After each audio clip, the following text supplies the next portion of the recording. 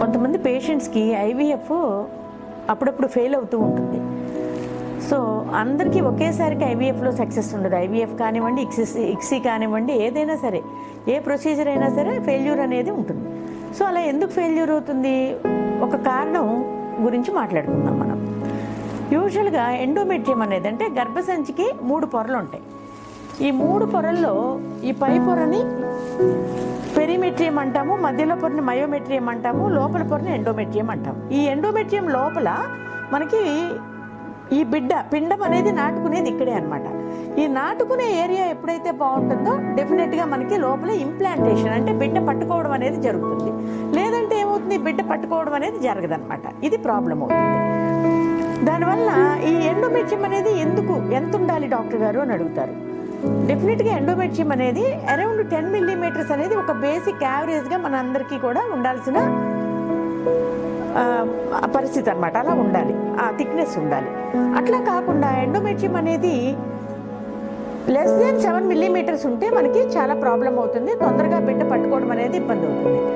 అదే 12 మిల్లీమీటర్లు ఉందనుకోండి ఇంకా చాలా బాగుంటుంది. 14 మిల్లీమీటర్లు ఉందనుకోండి ఎక్సలెంట్గా ఉంటుంది. మోర్ దాన్ 14 మిల్లీమీటర్స్ అంటే 14 మిల్లీమీటర్ల కన్నా ఎక్కువ ఉంటే ఇంకా సూపర్గా బిడ్డ తొందరగా ఒకసారికి అతుక్కునే అవకాశం ఉంటుంది. అలాగే ఎండోమెట్రియం అనేది 3 పొరలుగా, ట్రిపుల్ లైన్ ఎండోమెట్రియం అంటాం మేము స్కాన్ చేసేటప్పుడు. 3 పొరలుగా ఉంటే చాలా బాగుంటుంది. సో ఈ ఎండోమెట్రియం తక్కువగా ఉంది, పరిస్థితి ఏంటండి అని అడుగుతారు. 8 మిల్లీమీటర్లు 7 మిల్లీమీటర్ల కన్నా తక్కువ ఉందండి, ఏంటి పరిస్థితి? ఈ ఎండోమెట్రియము ఒక్కోసారి లోపల ఎండోమెట్రైటిస్ అంటే గర్భసంచి లోపల పొరలో ఇన్ఫెక్షన్ వల్ల తగ్గుతుంది. లేదంటే ఈస్ట్రోజన్ హార్మోన్స్ తక్కువ ఉండడం వల్ల తగ్గుతుంది. లేదు లోపల అతుకులు ఉంటే కూడా కొంచెం తగ్గుతూ ఉంటుంది. ఈ ఎండోమెట్రియం లేయర్ లోపల కొన్నిసార్లు అడ్హెషన్స్ ఫార్మేషన్ అంటాం, అతుకుల ఫార్మేషన్ వల్ల తగ్గుతుంది. లేదంటే హైపోథైరాయిడిజం కేసెస్లో కూడా తగ్గుతుంది. ఇట్లా లేదంటే డిఎన్సీలన్నీ చేస్తూ ఉంటారు కదా కొంతమంది, వద్దు అనుకున్న ప్రెగ్నెన్సీ తీయించుకోవడం, లేకపోతే ఒక డిఎన్సీ చేసి పొరలు తీసేస్తాం. ఒక్కోసారి పాత డాక్టర్స్ కొంతమంది డిఎన్సీ చేస్తే చాలామంది ప్రెగ్నెన్సీస్ వచ్చాయన్నమాట వెనకటి కాలంలో. అప్పుడు ఇంత సాఫిస్టికేటెడ్ టెక్నిక్స్ లేనప్పుడు అదే ఒక మెథడ్ కింద చేతి ఆపరేషన్ అనేవాళ్ళు, అలా చేసేవాళ్ళు. డిఎన్సీ చేస్తే మంచి పాలిప్స్ అవన్నీ కూడా పోయి మంచి ఎండోమెట్రియం డెవలప్ అవుతుంది. ఈ పాలిప్స్ పోవడానికి, లేదంటే లోపల ఏమైనా చిన్న అతుకులు ఏమైనా ఉంటే అడ్హెషన్స్ అంటాం కదా, అతుకులు ఏమైనా ఉంటే తీయడానికి ఈ విధంగా చేసేవాళ్ళు, క్యూరిటైజ్ చేసేవాళ్ళు. అలా ఓవర్గా క్యూరిటైజ్ చేసిన ఇలాంటప్పుడు కూడా ఇట్లాంటి ప్రాబ్లమ్స్ అనేవి ఎదురవుతూ ఉంటాయి. సో ఈ ప్రాబ్లమ్స్ క్లియర్ చేయడానికి ఎలా మేడం అంటారు. సో ఈ ప్రాబ్లం క్లియర్ అవ్వడానికి ఎండోమెట్రియం కొంచెం థిక్గా అవ్వడానికి కొన్ని మెడిసిన్స్ ఉంటాయండి, ఈస్ట్రోజన్స్ ఉంటాయి, లేదంటే పిఆర్పి ట్రీట్మెంట్ ఉంటుంది, లేదంటే ఒక్కోసారి గ్రాన్యులోసైట్ కాలనీ స్టిమ్యులేటింగ్ ఫ్యాక్టర్ అంటే లోపల కొన్ని ఇంటర్ల్యూకిన్స్, మనకు కావలసిన పదార్థాలు, మనకు కావలసిన కొన్ని ఫ్యాక్టర్స్ ఇంప్రూవ్ చేయడానికి కూడా ఈ యొక్క ఇంటర్ల్యూకిన్స్ అనే వాటిని డెవలప్ చేయడానికి ఒక ఇంజెక్షన్ రూపంలో గర్భసంచి లోపల పొరలోకి ఇస్తూ ఉంటాం. అది కూడా చేయొచ్చు.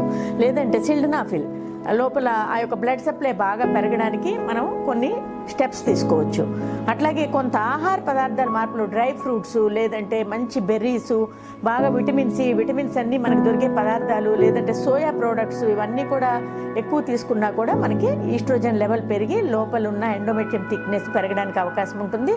అలాగే కొన్ని మసాజ్లు, పర్టికులర్గా బాడీ పైన క్యాస్టర్ ఆయిల్తో మామూలు యూట్రస్ లెవెల్లో ఆ యొక్క లోయర్ అబ్డామిన్ మసాజ్ చేయడం వలన చక్కగా కొంచెం ఆ బ్లడ్ సర్క్యులేషన్ పెరిగి లోపల ఈస్ట్రోజన్ హార్మోన్ కొంచెం పెరిగి నీకు ఆ యొక్క ఎండోమెట్రియం లైనింగ్ కొద్దిగా థిక్ వచ్చేటట్లుగా అవకాశం ఉంటుంది. అలాగే రిలీజ్ ఆఫ్ స్ట్రెస్ ఎక్కువ ఉన్న వాళ్ళలో ఈ ప్రాబ్లమ్స్ అధికంగా వస్తూ ఉంటాయి కాబట్టి స్ట్రెస్ రిలీఫ్, జాయ్ఫుల్గా ఉండేటట్లు అలాగా చూసుకోవాలి.